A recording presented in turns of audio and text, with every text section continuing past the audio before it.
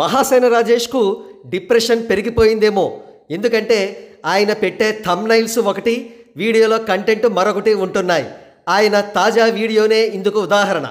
ఇక్కడ థంబ్నైల్కి సంబంధించిన హెడింగ్ చూడండి. రాజేష్ మహాసేన పవన్ కళ్యాణ్ గారిని వ్యతిరేకించడాన్ని సమర్థించిన తెలంగాణ సీఎం అట. ఆ తర్వాత వీడియో ఓపెన్ చేసి చూస్తే మహాసేన రాజేష్ కనబడలేదు, పవన్ కళ్యాణ్ గారు కూడా కనబడలేదు. కేవలం తెలంగాణ సీఎం రేవంత్ రెడ్డి గారు మాత్రమే మాట్లాడుతూ బీజేపీని విమర్శిస్తున్నారు. ఇక్కడ మహాసేన రాజేష్ భావన ఏమిటంటే, రేవంత్ రెడ్డి గారు బీజేపీని విమర్శిస్తున్నారు కాబట్టి అటువంటి బీజేపీతో జత కట్టిన పవన్ కళ్యాణ్ గారిని తాను విమర్శించడంలో ఎటువంటి తప్పు లేదని అన్నమాట. ఇదేం లాజిక్కు అని మీరు ప్రశ్నించొద్దు, అదంతే. ఇకపోతే ఈ వీడియో కింద కామెంట్స్ చాలా దారుణంగా ఉన్నాయి. మోర్ దాన్ 90% మహాసేన రాజేష్ను తీవ్రంగా విమర్శిస్తూ ఉన్నాయి. అందులో కొన్ని కామెంట్స్ చూద్దాం.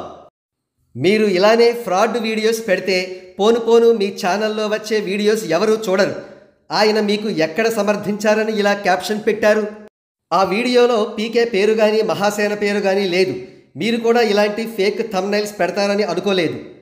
కాంగ్రెస్లో జాయిన్ అవ్వండి బ్రో. రాజేష్ మాట్లాడేది నచ్చని వాళ్ళు అందరూ అన్సబ్స్క్రైబ్ చేద్దాం.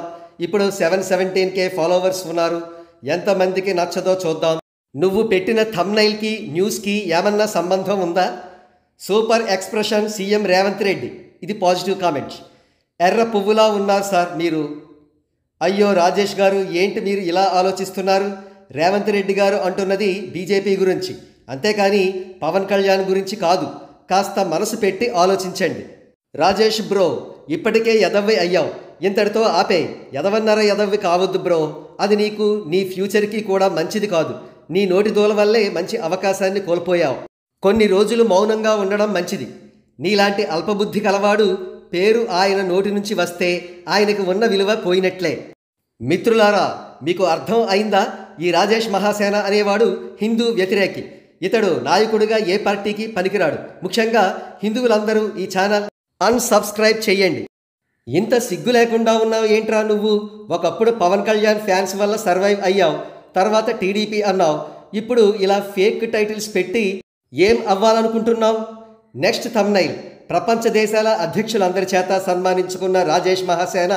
సంతోషంతో రాజేష్ మహాసేన పాదాలకు నమస్కరించిన జగనన్న, కంగుతిన్న కూటమి, కేఏ పాల్.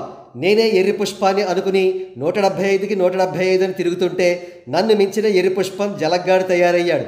మా ఇద్దరిని మించిన కొండరి పుష్పం ఈ మహాసేన.